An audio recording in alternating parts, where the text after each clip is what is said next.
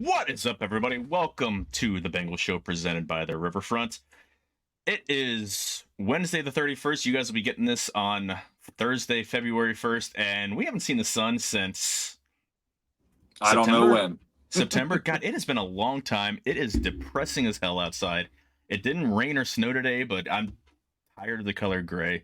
Anyway, alongside me, my good friend Greg Neiman. I'm Joe Farson. Greg, how are you, sir? I'm good. We're happy right now when if it reaches 30, then it's like, okay, this is a good day, So it's been rough.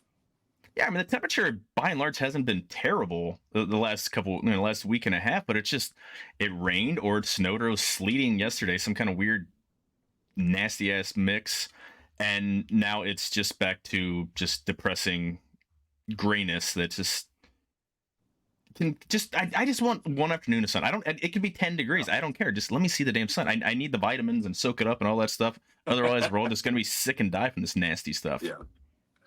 Yeah. Anyway. As soon as the Bengals were knocked out, it seems like the weather was like here in Cincinnati said, this is what you guys get. Yeah, it's going to be long, depressing, and take forever. On the plus side, Groundhog's Day is on Friday, and we will watch Groundhog Day on over the weekend. Which, you ever watched that movie? Oh, yes. I would hope so. Yes. It's probably one of my 10 favorite movies of all time. I mean, Bill Murray's hilarious as always, but just being it like I'd watch it, every month, but I get yelled at for watching it at a time. It's like watching A Christmas Story before Christmas. You're not allowed to do that. So when I was younger, I would always think about it as a kid. Like, what would you do if that actually happens? Like, man, that'd be brutal. Day to day, over and over. My wife and son had like the greatest idea for Groundhog Day 2, the sequel. You go sit and go through the opening credit or the trailers and everything. You get the opening credits, and it just starts the first movie all over again. That would be that's pretty solid, really. That's pretty good idea. Brilliant marketing campaign. I think they need to get somebody on that. So yeah, hundreds of millions, and you don't have to do a thing. I mean, I like it. All you got to do is spend money on advertising campaign. You're good to go. Yeah, 100%. Hey, if you guys are watching on YouTube, please like and subscribe. We like it when people subscribe. We like when people leave comments because we like the interaction. We don't do this show for us. I mean, we would, but I wouldn't be looking at having my ugly mug up here, if we weren't going to be on YouTube, just for the two of us. So, also if you guys are listening on Apple Podcasts, on Spotify, on all the podcast things, leave us a nice review, 5 stars only, or not, whatever. I don't care. Just I think we do a good job. Let us know we do a good job. If we do a bad job, just keep your comments to yourself. We're nice people here. Hey, championship games were last weekend, weren't they? Yes, they were. One was boring as hell, and one was a tale of two halves. We'll hit the Chiefs-Baltimore game first because that was the early game on Sunday. Chiefs 17, Baltimore 10. The Chiefs aren't even this is their 5th best team in the past 5 years, and they're going back to the 4th Super Bowl in 5 years. That looked like the Ravens looked like a Marvin Lewis coach team, did they not? Oh, it was wild watching it because you just kept thinking, okay, when are they gonna just play the Ravens football? And it never happened. It was kind of insane that they allowed the Chiefs to win the game in the first quarter and a half, and then just coast to the finish line. The moment looked too big for Baltimore, for multiple guys. And this is what I've always said about Lamar Jackson. It's a lot easier said than done, but if you make him throw the ball from the pocket and you don't let him run around and you can kind of contain him in the pocket and make him make throws down the field where guys aren't just completely wide open, he really struggles. And part of that, I think, was on Baltimore's offensive coordinator. They only had 6 handoffs to running backs for the entire game. Which is mayhem for the offense that they run. Yeah. I just thought the whole thing was weird. It was like an out of body experience watching Baltimore play like that against the Kansas City team that they have an elite defense, but this is not a great football team. Kansas City is they just didn't make mistakes, and they allowed Baltimore to make mistakes to give them the game. This Kansas City team is not good. I just don't understand how they're here. I know I'm a hater, but good night. This is not a good Kansas City team, and it's driving me insane. I can't watch it anymore. And I think they're gonna walk away in 2 weeks with another ring. I truly do. Um, yeah, I don't get the Ravens' game plan. They had some turnovers. Only one was early. That was Jackson sack strip, and Jackson wasn't even terrible. The interception, he threw an interception into triple coverage, quadruple. I don't. It was Mhm. There were a lot more Chiefs than there were Ravens, and that was him just, I don't want to say playing hero ball, but just playing out of his comfort zone. Um, 20 of 37 for 272 yards, a touchdown, but it just, they were fitting a square peg in a round hole, and Kansas 100%. City's defense is pretty good, but they're not great, Yeah. and they're better rushing the passer with Chris Jones and Menahue, and so It, why are you playing into their hands? it seemed like Baltimore wanted to almost prove a point in the way that they won. It's kind of like the way that I saw it. It was, why is Lamar Jackson throwing the ball 37 times from the pocket? That's it. I'm not blaming Lamar for having to throw the ball from the pocket. I think the Chiefs did a great job letting him do that because that's what you want him to do. I blame the Ravens for why are you doing this? Like, what is your thought process? I legitimately think that they wanted to win a certain way to be like, ha, see, we're this. Well, you're not. You're a run the ball, pound the rock, use Lamar Jackson's athleticism, throw the ball when you have to, and then you still use Lamar Jackson's athleticism.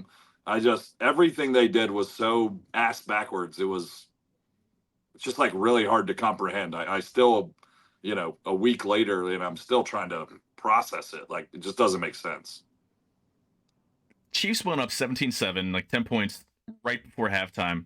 So basically, the entire first half, it was a one possession game.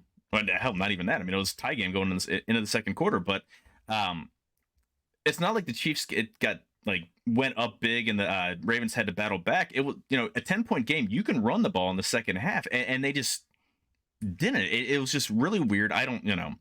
Yeah, I Patrick. mean, second half, second quarter, you can run the ball in the second quarter. Like, Yeah, I mean, there's so much time left. I mean, they weren't very efficient. I mean, they're 3 and out, 6 plays on their first touchdown, 4 plays on a fumble, 5 and a punt, 3 and a punt, 3 plays on a punt, 7 plays a punt, fumble, interception, then field goal. Then they never got the ball back. So it's not like they were overly. I don't. It was weird. Who was effective or who was efficient was Patrick Mahomes, 30 of 39. I mean, that's 77%, something like that. Not a lot of yards. I mean, Ravens kept everything in front of them, 240 yards and 1 touchdown, but he threw it to Travis Kelce 11 times, 11 receptions for 116 yards and the touchdown. Like, that's, to be able to be that, every time. Like when do you start doubling the guy? Like, that's the Hall of Fame player on that, the other Hall of Fame player on that team, and you don't double him. Yeah, I mean, it's amazing to me. Again, everything the Ravens did, I thought was just ass backwards. Like, the first thing you do is you stop Kelsey, and you make him find Rasheed Rice or one of the other receivers. They did it the opposite. They just said you can do whatever you want with Kelsey. It was mind boggling. I mean, you really can't. The Ravens didn't play horribly on defense. They gave up 17 points. I thought Mahomes and the Chiefs won the game with their experience, and there was things that the Chiefs did to me that said they were scared of the Ravens and they were just trying to get out of there as quick as possible, and couldn't believe that they were in the lead. It would be 3rd and 8, and Mahomes would drop back knowing he's not going to get the first down, and they would just make sure they completed a 3-yard pass. That way, it's another 40 seconds off the clock.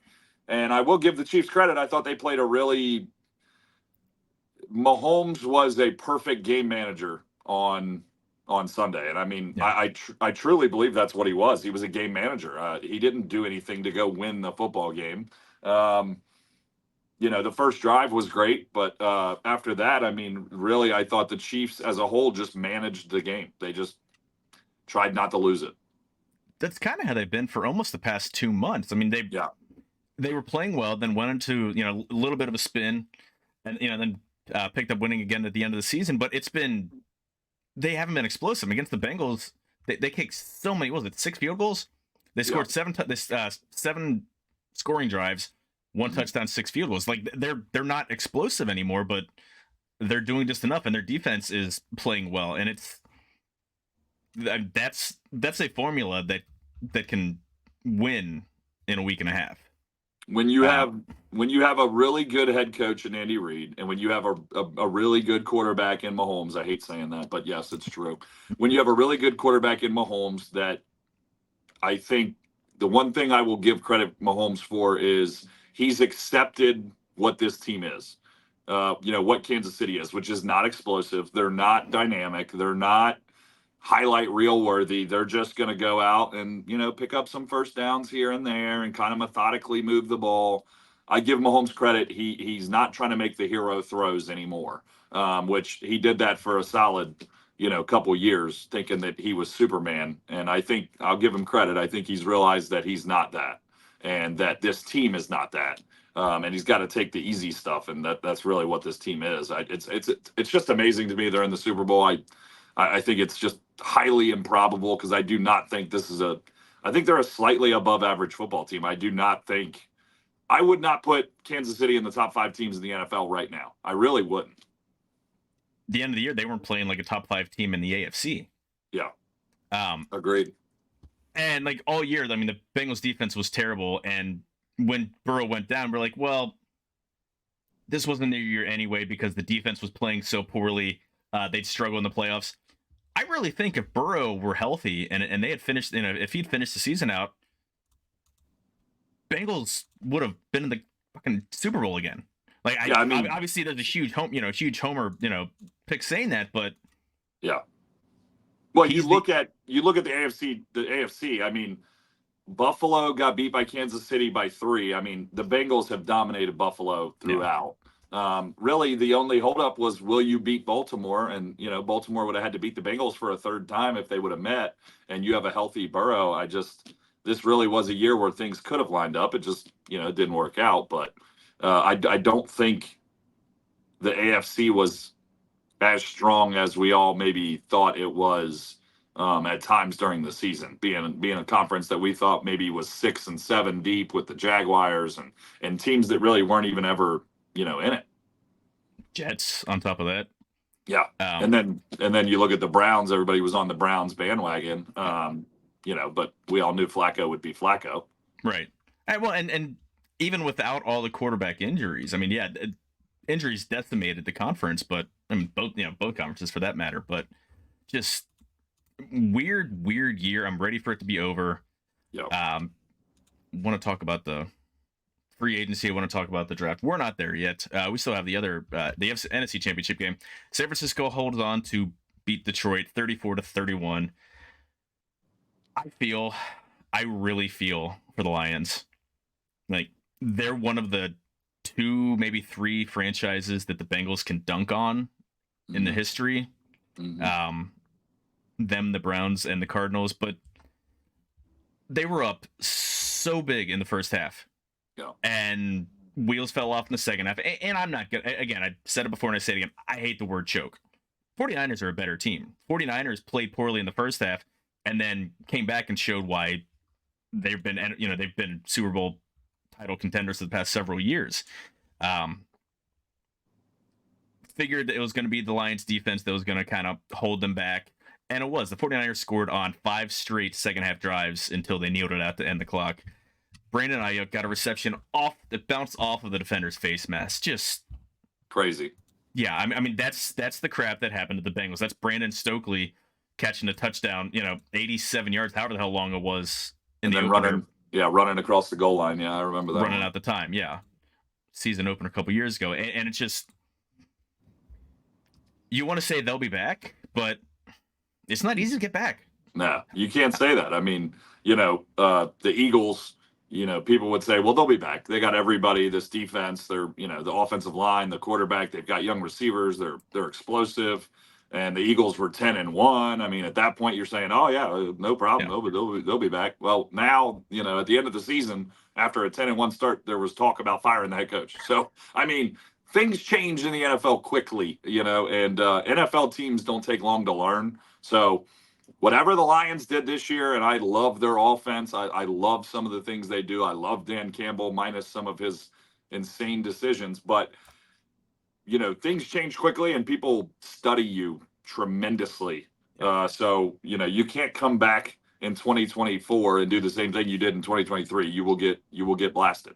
It just won't work. You always have to be moving and growing in the NFL. Otherwise, people are going to pass you up. Yeah. I mean, the biggest enemy for a successful team is complacency. Yeah. And that's, I mean, to be able to do what Kansas City is doing right now, or what New England did. I mean, that's incredibly rare. I mean, that's literally the only two teams that have been able to sustain that in the past 30 some odd years. Yeah, I want to see the Lions. I'd love to see them win it all, because I don't care for any of the team in the division. It'll piss off Packers. It'll piss off the Bears. But yeah, I mean, it's no guarantee. Like, yeah, they're relatively young, but who's putting a ton of money on Jared Goff continuing to play this way? He was absolutely disposable a few years ago. Yeah, and he's played well, but yeah. And are you willing to, for next year, are you willing to take the Lions hands down, no matter what, over the Packers? I don't know about that. I mean, Packers young, they look good. Yeah. They were ascending as the season ended. So, whose organization do you trust more? Right. Not even counting the 53 guys in uniform and the coaches. Right. 100%. Yeah. Yeah. I mean, Packers. Yeah, they've only won 2 rings in the last 50 some odd years, but pretty much since Brett Favre, in early 90s, they're there every single year. They're in the playoffs. Well, injury and the Packers 2 rings matches the Detroit Lions 2 playoff wins in the last 30 something years. So exactly. So Super Bowl 54 or 58. Wow, 58. It's too big. That out. These numbers are getting too big. They need to quit putting the Roman numerals up. Just put the numbers down. I didn't put in the notes. Actually, I didn't put it in the notes. I put rematch of Super Bowl 54. That's why I said 54. Okay. So when I was a kid, this is hilarious. When I was a kid, I had a buddy was playing Madden. Okay, this buddy is not smart. All right.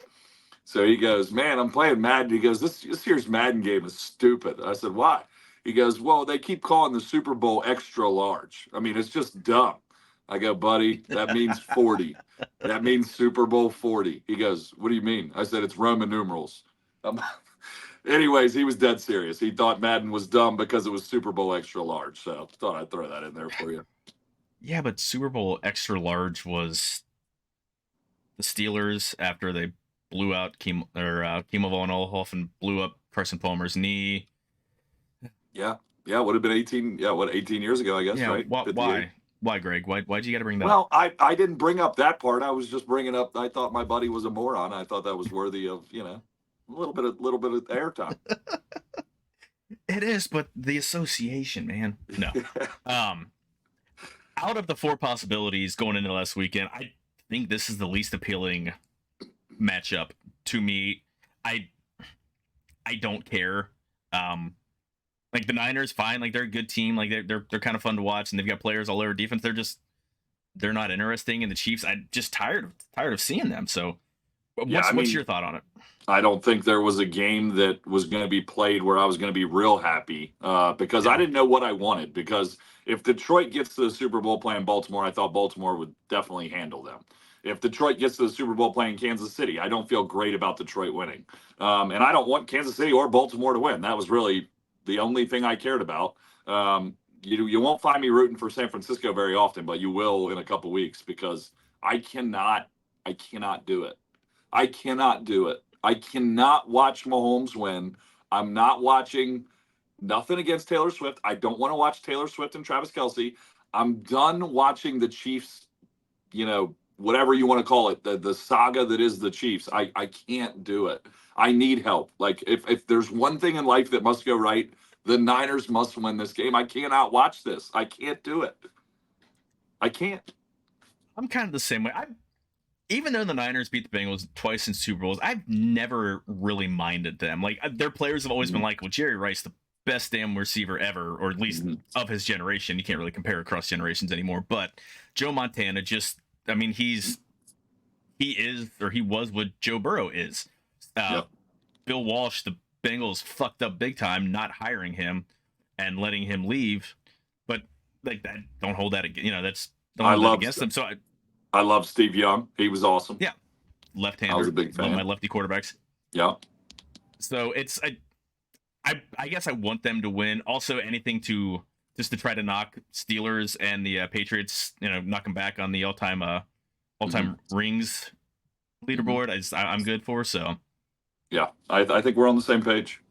yeah, we'll go into it a little more next week as we're heading into the game. But yeah, let's just get these next week and a half over with.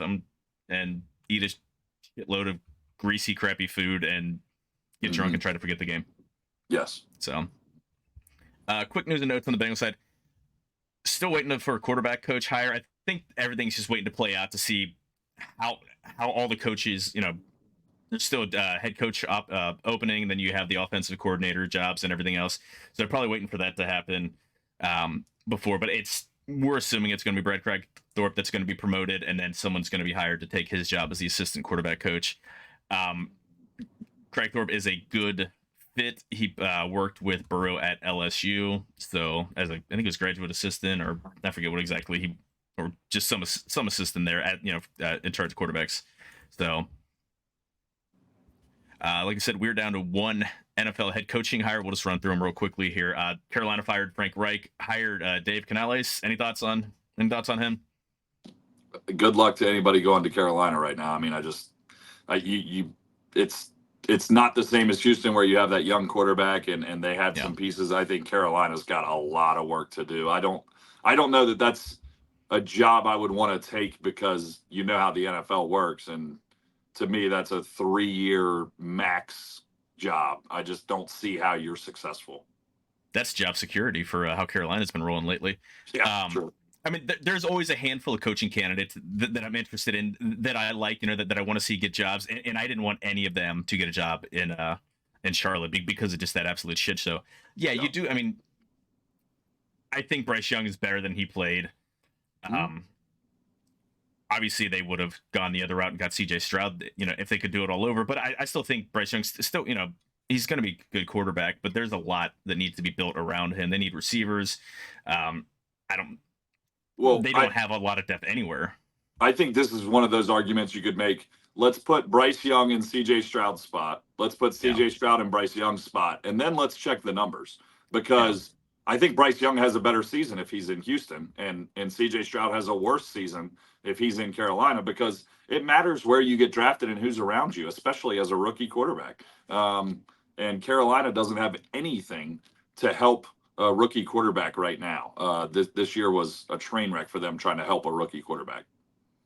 Yeah, and they've traded their number one, or they traded their first pick to trade up to that one spot. So they're not No going to be able upside. to pick. Yeah, I mean, and so they're not going to be able to pick a franchise cornerstone player again this year that that you would assume they would after having such another disastrous season. So Las Vegas canned Josh McDaniels in season. Antonio Pierce was the interim coach, and they did the really smart thing and kept him around. I like Antonio Pierce. I do He too. was damn good player, and team played well under him. Now that doesn't always translate.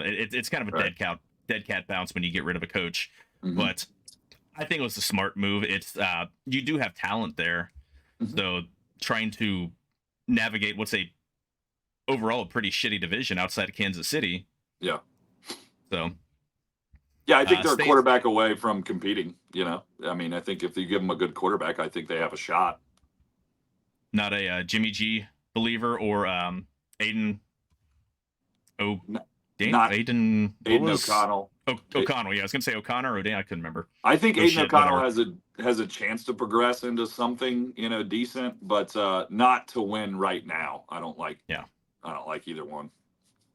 I feel so bad for Devonte Adams. Yeah. That guy's I so mean, good. He gets traded to an absolute, I mean, Vegas is pretty much a train wreck. Yeah, they're in the playoffs a couple years ago, but they're always in flux. Like, there's not a lot of consistency with that team. They don't know what they want to be. They keep bringing in half measure, quarterbacks, and Derek Carr is fine, but he's Andy Dalton. Like, if you're not going to surround him with like as good playmakers as you can around him, then you're just wasting time. You're going to have 8-8 or 8-9 seasons, or 9-8 seasons, and not really go anywhere. Well, and you're so right about Devontae Adams. I mean, because it gets worse for him. I mean, it's not just that he's in a living hellhole with what the Raiders have done with him, but then, sometimes the grass is not greener on the other side. You look back where you came from, and all of a sudden, Jordan Love looks pretty solid, and that receiving core. I mean, if you add Devontae Adams to that receiving room, is that not? I mean, that receiving room becomes maybe more explosive than any receiving room in the NFL, or at least has the potential to be with all those young guys. I mean, they're loaded with good, talented receivers. So not only did he leave a place that now looks amazing, he went to a place that now looks atrocious, and he left to join his college quarterback in Carr. Well, he's gone. I mean, you couldn't draw it up worse. Yeah, I mean, he's got what 25 million. Yeah, I'm sure he'll to make him feel a little bit better. So, well, he's living in Vegas. That might be down to 12. That's not a cheap city. Staying in the division, Chargers fired Brandon Staley, brought in Jim Harbaugh. This was, I don't know if say it's the great hire or bad hire. I don't really know. We'll find out. But this was the no-brainer, perfect fit. I mean, he played there and coached on the West Coast before. So, and there's a lot of shit coming down the pipeline against Michigan that he's leaving. That he's kind of leaving behind. Yeah, I think that's a terrific hire. The only problem that I see with it is the Chargers are projected to be $25 million over the cap, so they're going to have to do some moving around. Not that that's impossible. They're going to have to do some things, but it's going to be not as easy to add as you would like. But I do think that Harbaugh. I think the best part about this hire for them is Harbaugh's not going to let Herbert drop back and throw the ball 50 times. Harbaugh is going to make him run an offense. He's going to give Herbert easy throws. I think this is going to make Herbert overall a better quarterback. Yeah, and I think we're past the days of thinking that Herbert belongs in the top tier, with Burrow, Allen, and Mahomes, but he's still an incredibly talented quarterback that it's not like he's out there laying eggs. I mean, it's just not a great situation to him, and hopefully Harbaugh, I mean, he was a good coach in when he was with San Francisco. So, I mean, hopefully he can kind of right the ship and just steady things for him and just build around him to build to his strengths. So, and you don't want any quarterback to throw 50 times a game. His arm's going to fall off. I think he turned J.J. McCarthy into the Brock Purdy-ish kind of thing of Michigan. Yeah. I think he can do something similar with Herbert, who I think has more explosiveness that he can do some things. So I think this will be a really good thing for Herbert. Because they're not going to let him just wing it around, which is you gotta rein that guy in a little bit, and I think Harbaugh will definitely do that. They need to get younger. They've got a lot. Like, their receivers are old. Yeah, they brought in Quentin Johnson, who was really really disappointing. But I mean, I don't want to say they need to turn it all over, because I mean, you still have Khalil Mack, you still Bosa. I mean, you've got some dudes, but Keenan Allen and Mike Williams aren't young. Mm-hmm. I don't know, what's going on with Eckler. Wow, totally spaced on it. Like I was kind of surprised he was around this entire year. This year, are they going to bring him back? Are they going, a new situation? But that's for them to figure out, not us. Atlanta fired Arthur Smith, brought in Raheem Morris. I like Raheem Morris. I think he's a good coach. Again, we were talking about this off air. They need a quarterback. As much as I love my boy Des Ridder, he's not doing it. Again, they've got talent on both sides of the ball. They've got a good running back. They've got good receivers. Maybe somebody can figure out what to do with, the most talented tight end coming out of the draft in past 20 years before Brett Bowers comes out this spring. So figure out quarterback situation, and that's playoff team. I mean, that's still an ass division that's easily winnable. Yeah, 100%. And he knows the division. I mean, he was in Tampa Bay, so. Yep. By the way, I still hate that it's called Tampa Bay. Tampa Bay is a body of water. The city is Tampa. The stadium is not floating in the Gulf of Mexico or in the Bay. Like, Green Bay, The city's called Green Bay. That's That's why it's Green Bay. But Tampa Bay, that's a body of water. You're not playing for the body of water. That's a great idea. They should put it in the water. That would be like such a destination game. That'd be That would be cool. badass. Yeah, You put the just stadium in the water. That'd be sick. yeah. I mean, figure out parking around that. But I mean, imagine. I mean, Tampa's known for their, shall we say, gentlemen's clubs, and I'm sure there'd be a lot of them that would be popping up, like having like gentlemen's club yachts that would be around. So that's for sure. Just figured out their next stadium. $1 billion in revenue right there. Absolutely. We need to find someone to sell it to. The Glazers have a ton of money. I mean, they own. You said Gentlemen's Club, Robert Kraft. Maybe head on down to Tampa and get. I don't know. I'm just throwing some things out there. Cross promotion with the Glazers down there in Tampa. So. Oh, poor Kraft. Poor Kraft. Yeah. Poor billionaire who's heir to the Kraft Foods and bought his way out of all the trouble that he could be in. Exactly. Commanders, they still don't have a coach. Ron Rivera was let go. I like Ron Rivera. I don't know what's gonna happen to him. I think he needs to be on someone's staff. If not this year, maybe take a year off. But 2025, he's an absolute asset. I thought they were a great landing spot for Mike McDonald. You steal him away from the team across the Beltway, and they've got a couple. Like Baltimore has a couple free agents on the defensive side that would look really good going across the way. Actually, they'd look really good in stripes too. We'll talk about that down the road here too. But not sure where they're going to go, so we'll see. Titans fired Mike Vrabel, which is I think the dumbest move, but horrendous. Yeah, but I like Brian Callahan. I think he's going to be a good coach. I'm worried that the bottom may fall out there. Now they've got talent. I like Will Levis. I think he's got ability. He's not top tier, but I think he's at least be a good solid quarterback that can lead a team to the playoffs. There's not a ton of playmakers on that team. They need to figure out. Now I do like Spears. I mean, Derrick Henry's going to be gone, but Tyjae Spears, like I love that dude. I know we talked about him when we were talking mock drafts last year. I mean, I saw him carve up my Bearcats. Just fantastic runner, but you need more than that. They've got some pieces on defense. I worry they're going to bottom out a little bit here, and they weren't great this past year. So, well, I think this is the definition of the front office having to place blame somewhere, and Vrabel gets fired. I mean, just look at what they did to Vrabel. You had to be the fighting Tannehills for 5 years. Yeah. I mean, and so you stick him with Tannehill, and you expect him to do more than what he did. Right. You have an aging Derrick Henry that you never traded away. You never acquired assets. You traded A.J. Brown, the one guy who wasn't, aging. He was still explosive. Yeah. And in return, you said, don't worry, we'll draft you a first-round wide receiver, and you draft Treylon Burks. Yeah. I mean, well, he sucks. Yeah. So brought in Julio Jones, who's 187 years old. Right. I mean, Tennessee did nothing to help Mike Vrabel. And every single year, Tennessee had a chance to be in the playoffs, essentially, or was. Yeah. And you fire Vrabel. I thought that was just ludicrous. And I'm amazed by that move because I love everything about Vrabel. Yeah. I'm kind of surprised that he didn't get a head coaching gig. Maybe he's going to end up in Washington. We'll see. But maybe he just wanted to take the time off. Yeah, and that's smart. I mean, you get a little better choice, It was amazing to me, and I know the Patriots already had this set up with Mayo, but what a transition that would have been. You go from Belichick straight to Vrabel, and now you have Vrabel for the next 30 years. I mean, They could have done the most insane thing by hiring Vrabel, and I thought it would have been fantastic. But not saying Mayo won't be good. I don't know enough, but I thought that would have been just the smoothest transition in the history of sports. I think they lost the chance when Bill just kept hanging on and on. I think the time to bring him on was when he got hired by the Titans. Like that, I mean, they still had Brady and they're still winning, but Belichick's in his 70s now. I mean, late 60s, that's a good time to just go up to the front office. Yeah. And we'll go into that. I mean, Patriots, Bill Belichick got let go, and Gerard Mayo.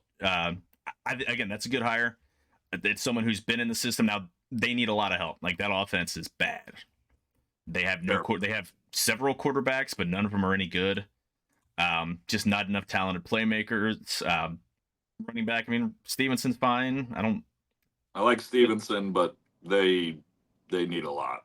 Yeah, defense is kind of bottoming out, and they've got a high draft pick, so they got a chance to get an impact player, but you got to develop that now. So with the rookie head coach, and that's probably the best is having that rookie head coach coming in with the quarterback. I mean, look what happened to the Texans, and we thought Texans were still going to go 2-15 this year. We see what happened to them, so it does turn around fast. Yeah, I do think the NFL's in an era where you can flip it on a switch pretty quick. I mean, especially if you have that high draft pick, you can get a quarterback. We all know you can get running back in almost any round, so you can use a late.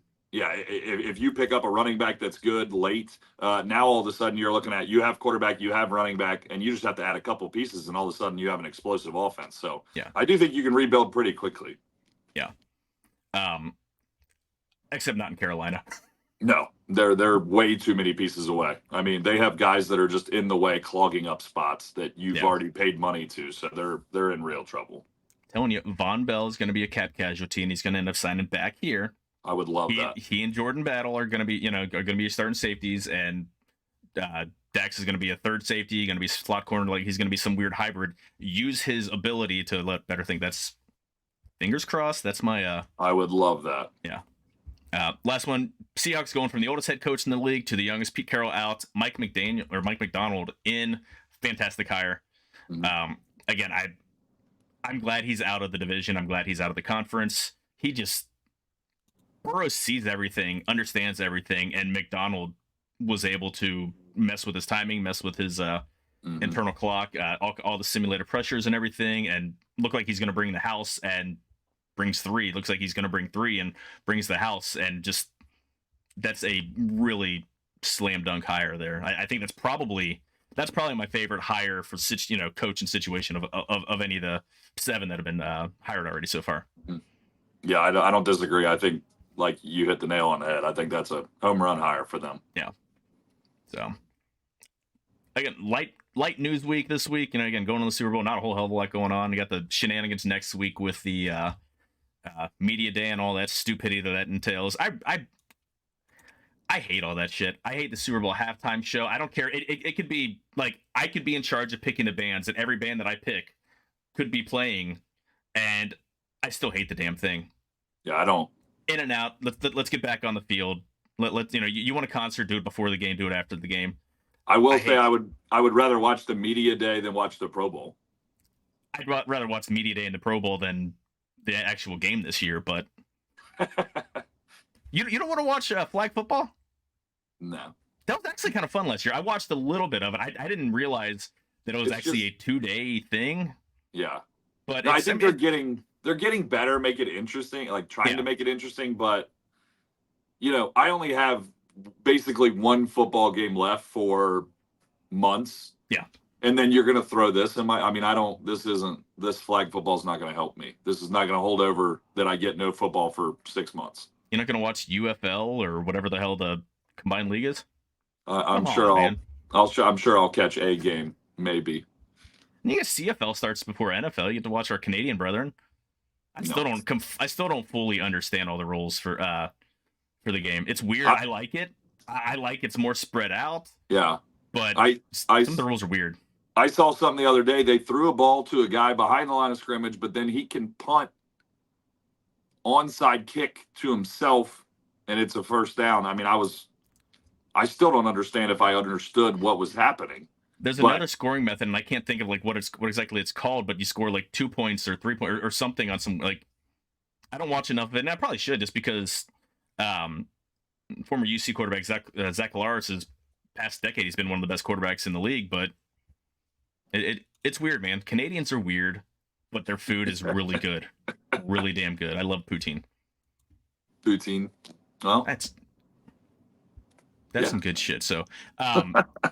Topic of this week, we're just ranking the Bengals starters. 25 starters. You've got 11 on offense, 11 on defense, and the 3 specialists. We only have 21 to rank because they need a wide receiver too. T. Higgins might be back, might not be back, probably back. We don't know. Don't know who the slot receiver is. Don't have a right tackle. Don't have a nose tackle. So, number 1 spot. That's pretty easy, right? Yeah, Joey B. Yeah. Yeah, Joe Burrow. Jamar Chase isn't really too far behind. But Burrow's the second best quarterback in the NFL, and Chase is one of the 5 best wide receivers in the NFL. So, but again, so that makes number 2 nice and easy. Jamar Chase. It's going to look a lot different next year, even if T's back, because you're going to have a different receiver in the slot. I think they need to lean on ways to get Chase the ball. And we talked about this, just being creative, like use your playmakers more instead of trying to like feed everybody. And you neglected tight end last year. I would assume that they're going to address tight end in the offseason, but they didn't last year, and they knew what they knew they had nobody coming back. So who's to say they're going to do anything? So feed your playmakers, like force feed them the ball, be creative, like handoffs, reverses, jet motion, just anything to get them the ball 10, 50 times. Again, I would love to see them use Chase the way that San Francisco uses Deebo. And I think he's got that ability. I really do. Yeah, I agree. He's built like a running back. Like he is, like his lower body is so strong. Yeah. And yeah, you don't want to overexpose your wide receiver where he's going to get, knee blown out or something like that, or broken ankle being caught up in the bottom of a pile. But like that stuff's going to happen. Like injuries happen. And you're not talking about, using him that way 25 snaps a game. I mean, you're talking about, a handful of plays a game, 6 to 7 reps a game where he's doing something outside of, I don't want to say his comfort zone, but outside of what is his normal, responsibilities right now, where you can get him extra touches for free, basically. Exactly. So, number 3, and again, these first couple ones are pretty much chalk and pretty easy to go here, but Trey Hendrickson, I don't think any objections there. I mean, the guy's just the beast, just set the Bengals record for sacks in the season. Could have, if he wanted to, tried chasing down the NFL lead, but decided just to sit out. I mean, he played barely into the second quarter the last week and sat out the rest of the game. So I don't know. That's why I would have been pressed to like, fuck TJ Watt. I'm coming for the 19 sacks. That's why I love Trey Hendrickson, because I don't think he cares at all. I don't. Yeah. He is who he is. I mean, he's just that's why he's Trey Hendrickson. That's why he's good, because he's just not. None of that stuff matters to him. Yeah. So, I've got I don't say controversial, maybe a surprising pick at number 4. Who would you put at number 4? No, I mean, I don't really have a problem with this. I was high on him before the draft. I would go T. I would probably go T at 4 just for the longevity. Yeah, just because he's done it longer. And sophomore slump is it can be a real thing. So, but I don't hate the pick that you have here. It's Jordan Battle that we're talking about. Yeah. Again, he was the highest graded Bengal defender, highest graded rookie defender. Best, I mean, absolutely just filled in the huge hole that Nick Scott left. If they can figure that he left by being there, right? He left by just his presence being in the locker room. Again, I'm sure Nick Scott is a really nice guy. No reason to think otherwise. But he was not. PFF had 95 safeties that reached their threshold. He was 95 out of 95. That's not good. That was one of the shockers of the season. I thought he would be somewhat of a piece. I'm not saying I thought he'd be an all-pro, but I thought he'd be able to make some plays. Man, it's exacerbated by Dax Hill having a disappointing season. So, but yeah, Jordan Battle, I think he's the only has up to go from there too. So would have loved to have him play next to Jesse Bates instead of kind of as a replacement, but yeah, definitely would have helped. Yeah, he solidified himself as a stud. So, number 5, I have Cam Taylor-Britt. This is where I would have put T, and the only reason that I have T like down a little bit is what's the best ability? Availability. Exactly, and he's missed almost 30 games, and that's if the Bengals like I understand the Bengals balking on paying him for a long-term contract because he's that's 5 games a year that he's out, unfortunately, and that's like you're putting a lot of eggs in the basket. And it's one thing if it's someone who's making Tyler Boyd money or like an average a decent receiver, but he's going to get paid top of the chart, top of the scale, like top 10 receiver money, and like that's space that, and unfortunately that money's gone. I mean, that's you pay him $20 million a year and you're only getting $13 million in value because he's missing he's missing all that time. So but yeah, with T not being there, we're not counting T. I've got Cam Taylor-Britt. Had a good year, kind of up and down, but I really think that he's just going to continue to ascend. He's got all the physical skills. He's fast. He's very, very physical and he's that guy that gets under your number one receiver's skin. And those are the guys you absolutely hate if you're going up against them. I But I I think he's a budding superstar. I really do. yeah, I think he has the ability to become a top 5 corner in the NFL. I really do. I think he's that talented. yeah, good dude. On top of that, is does a lot of charity work and just a fun, entertaining guy too. So, um, again, we got him number 5. 6 and 7 kind of go hand in hand. They both were disappointing, but I still think this is where they slot. I've got Logan Wilson and Jermaine Pratt. I'm willing to give. I think Logan is clearly the better player, at least the more consistent player. I'm willing to give them both a little bit of a pass just because of the defense around just kind of fell apart, and I don't know if they were trying to do too much, but they missed more tackles than they should have.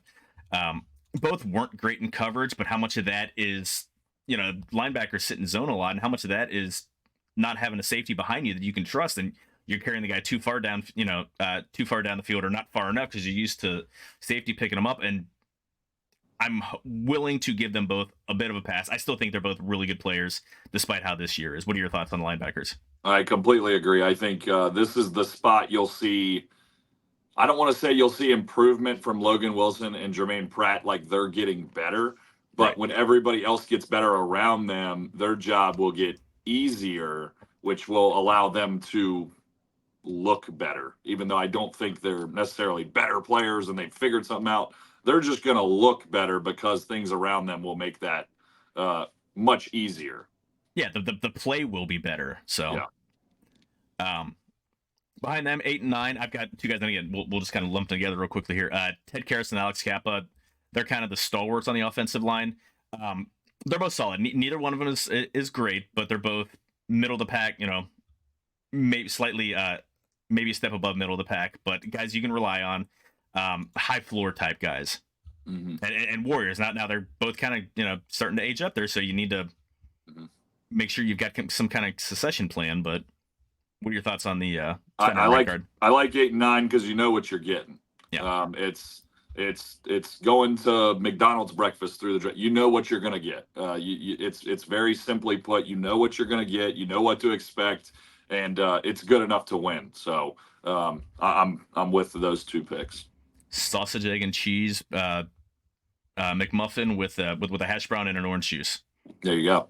I'm hungry now. I think I want to get that. We got to figure out dinner. So, along the lines of just reliability, knowing what you're going to get. Number 10, Mike Hilton, absolute dog. Early part of the season, he did not look good. He looked like he struggled at the end of 22 season, especially in the playoffs, and he started out the season kind of looking the same way, like maybe he was starting to age. But end of the year, he looked like the absolute Mike Hilton dog that we're used to. Flying in off the edge on run blitzes, flying in, taking down quarterbacks, and just made a few more plays in coverage than I expected for someone his size. Pass breakups.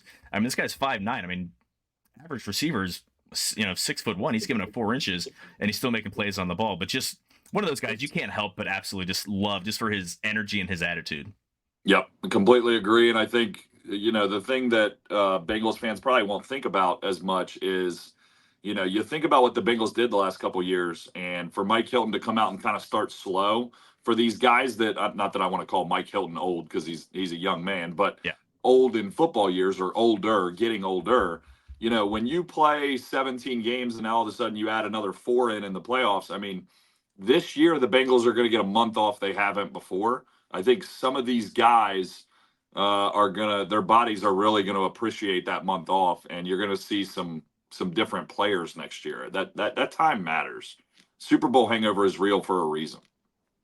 Yeah, and especially in 2021, Bengals played 21 games. No one had ever played 21 games in a season. I'm still not a fan of the expanded season. I think it's just a dumb money grab, but that's another story for another time and place. And especially, for rookies, that season ends up just so much longer than what they're used to in college. And then you've got guys that are, your established veterans that, they're not, they're just wearing down. And you saw with Trey Hendrickson, you saw that with Sam Hubbard and some of the other guys, they get worn down because they play so many snaps. So, but yeah. Yeah, I mean, you go playoffs and preseason, just games. I mean, when you're playing 24 games, that's literally half the year. You're Yeah. playing a game of football, Yeah. which is like getting hit by a Mack truck when you're in the NFL, something I would know nothing about. But I mean, that's half the year. You're just slamming heads together. So a Well, and month off is the hard part is the practice. Like you've got 4 days of practice running up against each other. Like that's the games are the less the less stressful on your body than the practice. And we haven't the even cumulative effect. And we haven't even added in training camp and there's a lot to it. I'm just saying this month off is going to help a lot of these Bengals. I hope so. Number 11, kind of an odd pick, but I think it fits. Cal Adamitis. He's just kind of stepped into absolutely spacing. Who was the long snapper? Clark Harris. Gosh. Yeah, he comes into I was going to say he comes into the shop here every once in a while. So yeah, totally spaced on him. But I mean, just reliable, no unplayable snaps, and that's what you want. Like that's no news is good news when you're talking about the snappers. Yeah, you don't want to hear their name called at all. So yeah. Number 12 is kind of controversial. Not to say controversial, but kind of a surprise that he's technically kind of in the back half now. Orlando Brown Jr. He's a good left tackle. He's not great. He's for what he's being paid a year. He's about what you're going to expect. He's going to struggle against speed guys. He's so big and bulky, like speed guys and guys that have quick moves, like Myles Garrett, just going to absolutely eat him for lunch. And that's that's what's going to happen. That's what happens. But he's a absolute road grader in the run game, and can stone most edge rushers. I don't have a problem with this pick at all. I think there's even potential for him to be a little higher because when you're talking about, if you're going to name two positions that matter in the NFL for you to win, you start at quarterback and then you probably go directly to left tackle. Yeah. And so he plays a position where, you have to have it. And it can go downhill very quickly because you're always one-on-one. There's not going to be, you ain't going to get help. You ain't going to get, you're not going to have buddies that are going to help you out. If you play poorly, your team will lose. That's just a fact. And you talk about guys like Myles Garrett and Watt and all these, well, they beat up a lot of people. So Orlando Brown, to me, I think is a little bit sometimes maybe undervalued because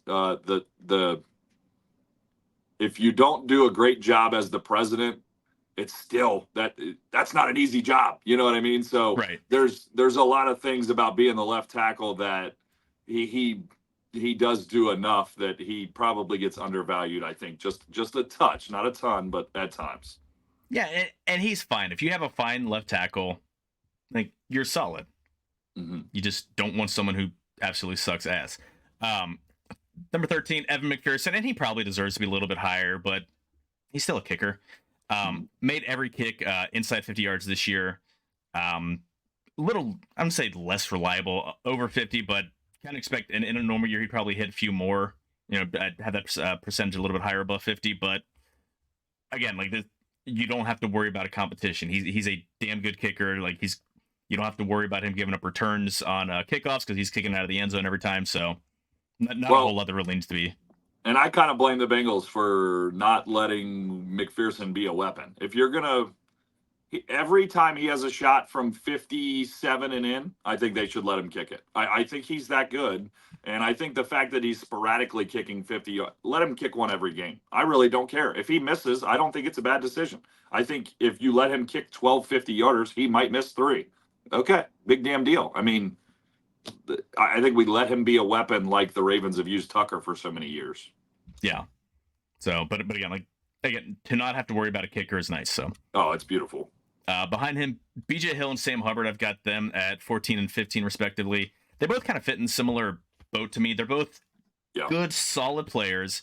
They play too many snaps, and they're paid a lot of money for people who are kind of average at what they do. And that's not a knock. Like an average NFL player is a damn good and damn valuable player, but you look at where they are, like how much money they're making for what they do, and you would want them to be a little more impact players. Now, BJ Hill, like that guy makes some crazy plays, like the 2 interceptions that he had, the one that he had when Nick Mullins was falling down and threw it right at him, and he bobbled him as he's down on the ground. But again, these are good players making better than good money. That honestly, I wonder if the Bengals might have some discussions about cap casualties with them this year. I don't think so, but I think that's a discussion that they're having. I think I would be able to argue with you on BJ Hill.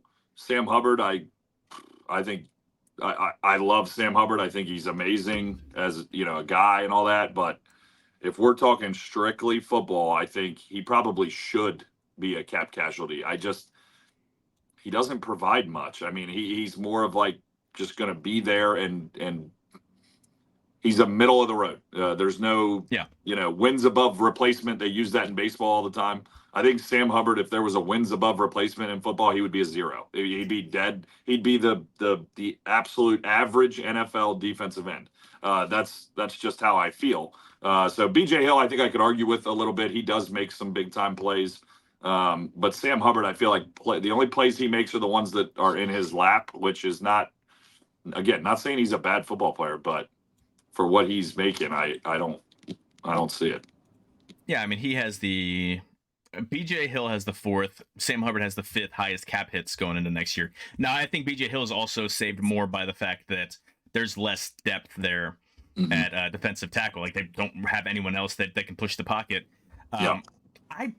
Sam Hubbard, like, again, PFF is do with it what you want, but in looking at the score, looking at the grades, and then looking at the games, I think Cam Sample can replace a lot of the snaps that the Sam Hubbard has. Neither one of them are great pass rushers, but Cam Sample played really well against the run, graded higher than Sam Hubbard against the run this year. And he's still on a rookie deal for that matter. So I hate to say this, but if Sam Hubbard wasn't from Cincinnati, and then you have the 99-yard fumble return, which was the greatest play ever, I don't really think this is a question. I think it's pretty much a done deal. Yeah, I mean, if they were to cut him going like, they'd have a cap savings of $6 million for for 2024 if they were to cut him before, I said at any point. If they release or trade him post June 1, they'd have $2 million dead cap this year, $2 million next year, and you'd save $8 million. So we here in Cincinnati love our hometown boys and hold them in way higher regard than we probably should. Again, I like Sam, absolute like awesome motor, but you're not getting anything irreplaceable. So yeah. Next guy on the list, number 16, Cordell Volson, and he's a guy who I could make an argument. I put him above BJ Hill. Finished the way that he finished the last month and a half this season. He looked like a long-term piece. Yep. Now that's 6 games out of 34 games he's played in the NFL, but I don't know. I doubt they're going to bring in anyone to provide any reasonable competition against him. And if he can keep up the way that he played, then great, because he's the young guy on a rookie contract on a really, really expensive offensive line that isn't worth what they're paying. So yeah, he's a steal. I mean, if he can continue to ascend like he has, I mean, because he really did play well, and if he can do that, then the Bengals are winning on that scenario. Yeah, absolutely. Next spot, I've got running back. I've got Joe Mixon and Chase Brown.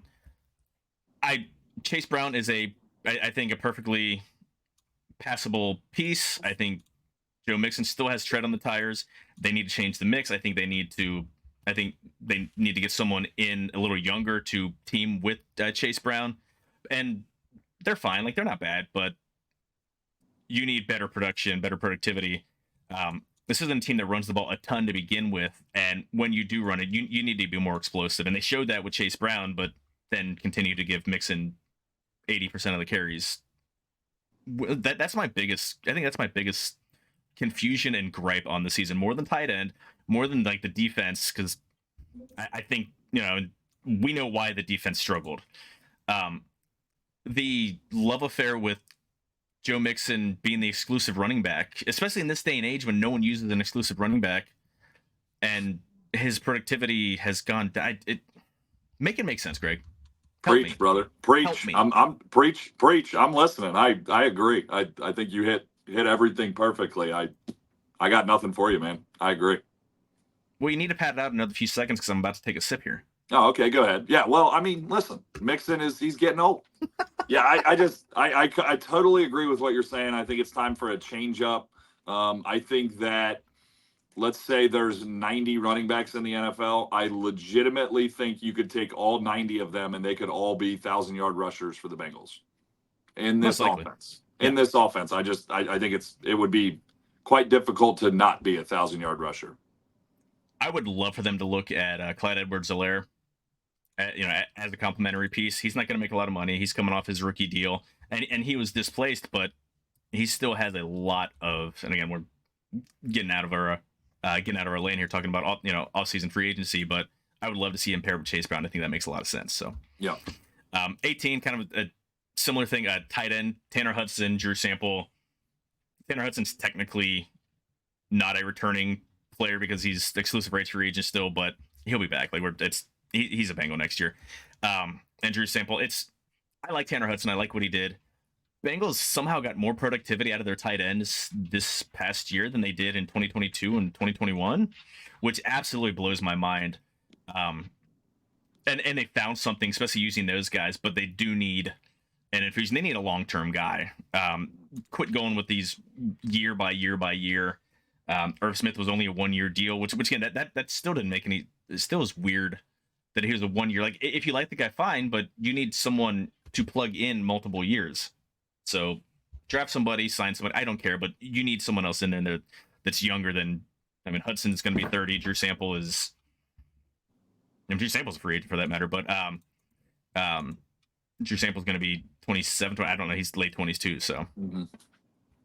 Yeah, I think I'm starting to lean towards the fact I don't know if the Bengals make a move for tight end. I think they might just roll on as long as they can bring Sample back, obviously, which I would assume that will happen. I think if they go Tanner Hudson, Drew Sample, I think they'll be fine rolling into the season like that. At least like for their mindset. I don't think tight ends going to be the thing, and I wouldn't draft it in this draft after you just passed up the greatest tight end draft in the history of the NFL. So. I think they'll have to draft somebody like late just for special teams and just for depth. I mean, obviously Irv Smith is gone. All their tight ends are technically free agents.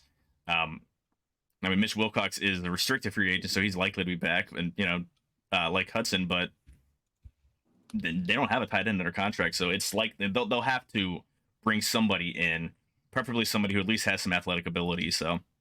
Yep. We shall see.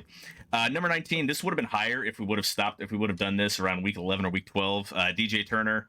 I think the future is still really bright for him, but he struggled down the stretch. I don't know if it was hitting a wall or teams found some tendencies on him, but to me, has a lot of the same traits that Cam Taylor-Britt has.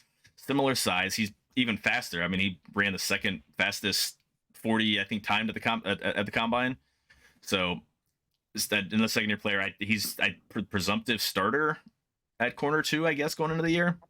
Yeah, I think you could argue that this guy could be higher if you were looking for this list, moving forward. If this is a list of what's happened, but DJ Turner, I feel very good about that draft pick. Again, we talked about playing rookies and how things just when you're a rookie, you're learning things go wrong.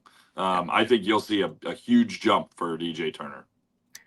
And it helps. I mean, if he's going to be taking reps at first-team cornerback in camp, going up against Jamar Chase, going up against presumably T. Higgins, you learn as quick. Your first-team reps. Yeah, you're going to have to, or you're going to be toast, and someone else is going to be brought in to take your spot.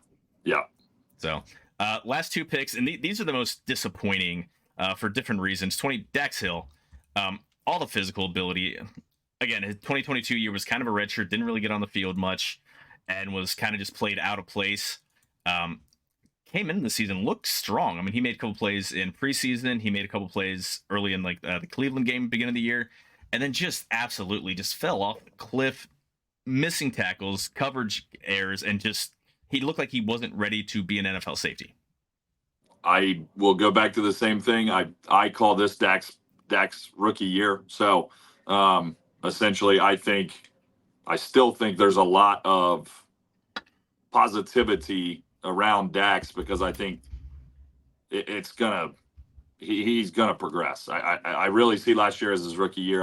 I think he's going to take another, not just a step. I see 2 or 3 or 4 steps, and he's another guy that I legitimately think can become a real playmaker for the Bengals. Again, I think his long-term role is going to be some kind of a hybrid type player, and I don't, Hilton is aging, and not he's still playing well, but he's starting to age out.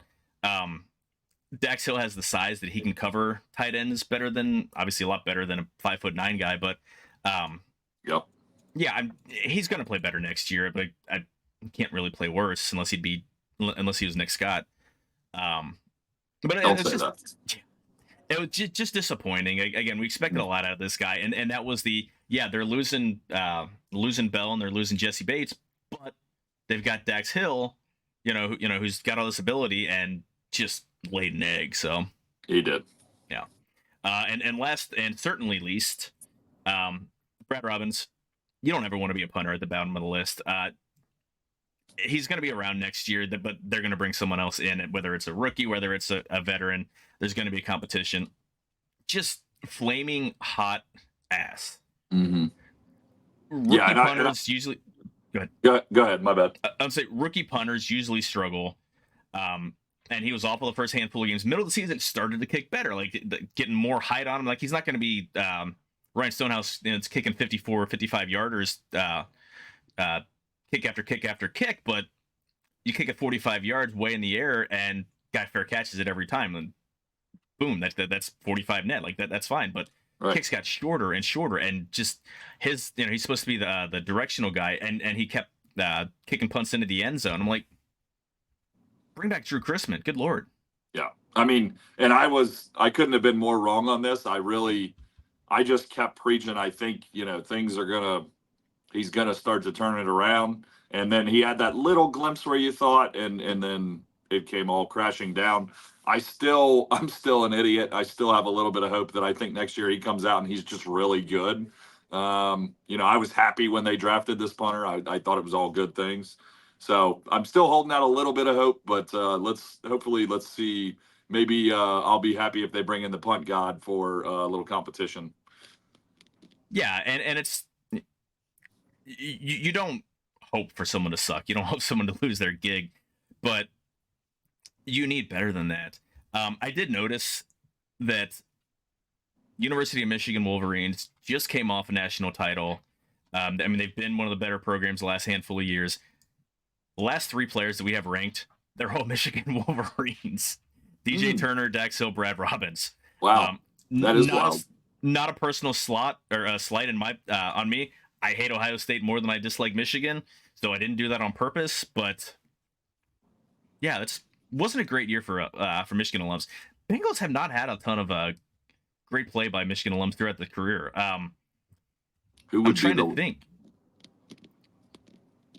Did Dhani Jones went to Michigan? He was good, but he was a solid player for a handful of years. He had some decent years for the Bengals.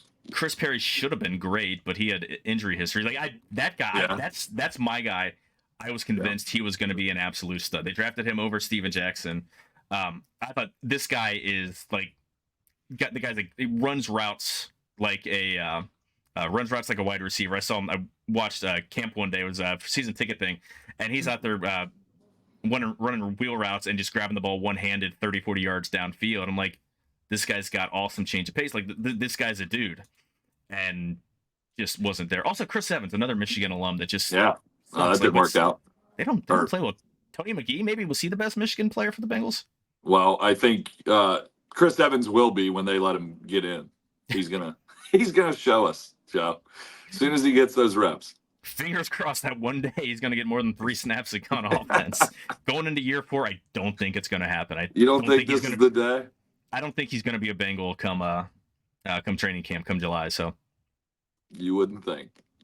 So anyway, that's that's ranking our starters. Again, it's only 21 because they technically need 4 spots, and actually technically they need 5. I totally forgot all the tight ends are free agents going into this offseason, but we can safely assume that Hudson and Sample will be back. So, although we safely assumed Von Bell was going to be back.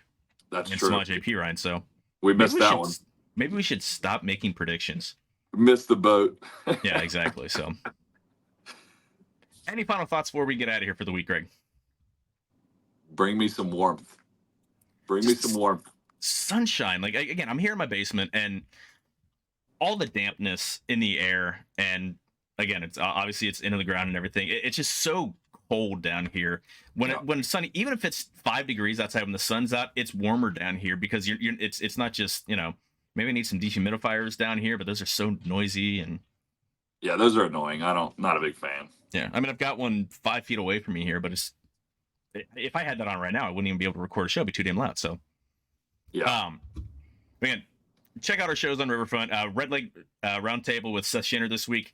Scott Hatteberg, played by the ever handsome Chris Pratt in Moneyball. I had him on this week. That was a great episode. Tomorrow in your guys' feed, you're gonna have NBA Friday. You're gonna have a Riverfront Red show. Ben and Tim always bring it on Late Night Reds. Check out Riverfront U for all of our college coverage. You guys know where to find us. Riverfront.com or riverfrontcincy.com, youtube.com, riverfrontcincy. Check us out. Everyone, have a good week. We will see you guys next week.